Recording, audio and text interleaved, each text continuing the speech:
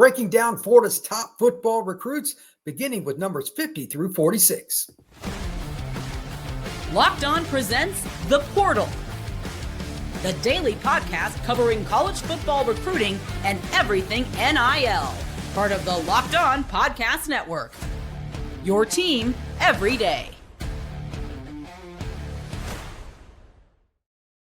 Welcome into The Portal, where you get your daily recruiting, NIL, and transfer portal news. I am your host, Brian Smith, longtime college football recruiting analyst and writer. Thank you for making The Portal podcast your first listen each and every day. And today's show is brought to you by our friends at FanDuel.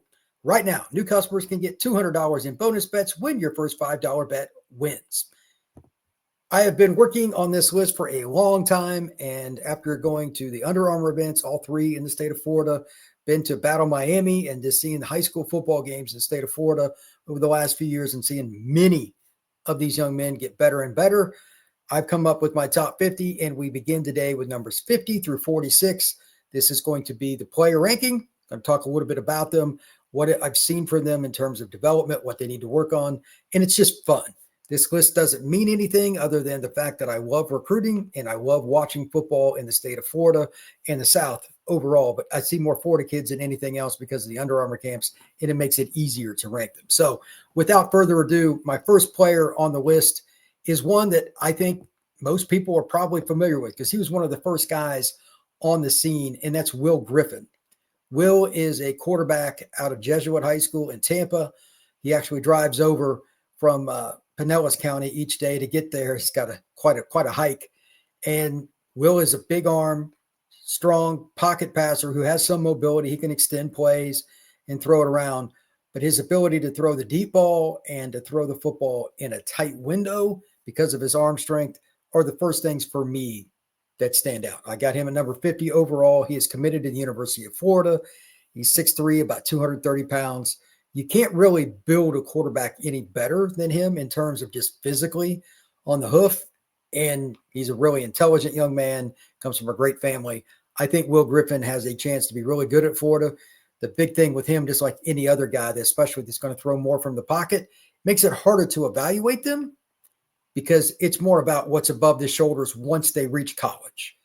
You're not getting challenged in the same way in high school. He's a Jesuit, which is a really, really good football program, but you're not getting challenged in high school like you are at the college level when it comes to reading defense post snap. So I have no idea how good he's going to end up, but physically and his mental makeup in terms of what he wants to do, we know that he has that ability. He had offers from around the country. He visited Stanford and UCLA, all these programs all over Midwest schools. But he grew up watching Florida. He had a great relationship with Billy Napier and his staff and decided to become a Gator, and he's been committed to Florida for quite some time. So congrats to him. Great kid. Wish him all the best. Next up, number 49, I've got a kid that I didn't know much about until I saw him compete at Under Armour, and that's Tyron Wortham. That's a kid that I probably wouldn't have been able to name the school that he was from. I knew the name, but I didn't know which high school he's from, and he tore it up at Under Armour. And he's a guy that plays at Booker High School. They have a lot of really good players this coming year. I don't know what the deal is. Things go in cycles in Florida, but they've had a bunch of kids transfer there. And Chauncey Kennan's there, among others. That school is going to be a problem for teams over the next season. Most of them are going to be seniors, but Wortham is as twitchy and as consistent as it gets, and he has a really good idea of how to run a route. A lot of slot receivers just really rely on their ability to win at the line of scrimmage because they're so twitchy, and that's great. Wortham, I think, can play outside or play in the slot. Take your pick. I would like to see him play live to get a better evaluation of him, see how he handles the physicality and pads. It's different to see it live than it is on huddle film, but I have no doubt that he can run routes. The best thing about him probably is the ability to do it play after play after play. It wasn't like he had a wow play at Under Armour, and then there'd be a couple reps where he's like, whatever. He was consistent with it. So for me, he was a guy that might not even been in my top 100 if I'd have done one of those, but now I've got him at number 49, and I might have him too low. You could make that argument. Again, Sarasota Booker High School, Tyron Wortham, I really like him a lot. Michigan State's a school that's got an OV with him. I would not be surprised when I do my postseason ranking if Wortham is a guy that ends up being somewhere in the top 25. It wouldn't shock me. Again, Booker's pretty good. If they have a playoff run and he's a reason for them making big plays, I put a lot of evaluation on, hey, did you make plays in the biggest games? Big game moments, big game opportunities. Did you or did you not deliver? Wortham delivered at Under Armour, but I haven't seen him live in a game yet. So he's a really intriguing player to me. Number 48, Jabari Brady.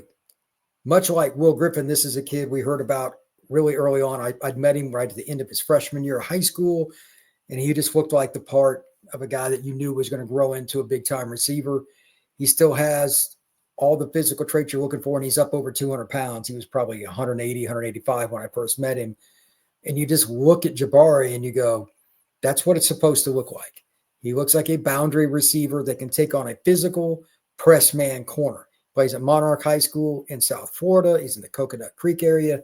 I don't think you're going to find many guys built like Jabari Brady in really any class. I don't know where he's going to end up. He's got offers from across the country. He's got a visit set up with the University of Missouri, among others. But Jabari Brady is an elite athlete. Now the question is, can he take the next step as a route runner? Can he take the next step in playing his way into the deep in the playoffs again, like Monarch is a program? They've been pretty good. Can he help them get over that hump and maybe make a deep run and go into the playoffs? Something like that. If he does, he could end up in my top 25. Much like with Wortham, it's not an inability to have physical traits. Now I just want to see it even more in the playoffs, etc. But Brady, I've seen several times. The speed, the height, he's 6'2", 205. All of those things are there. He's a really, really good football player. Next up, this is a kid that I knew he was good because I'd met him right after his freshman season, and he was a guy that had led his team in tackles. Now he's at Cardinal Newman. Adam, and I'm probably going to mispronounce his name, Boligan Ali.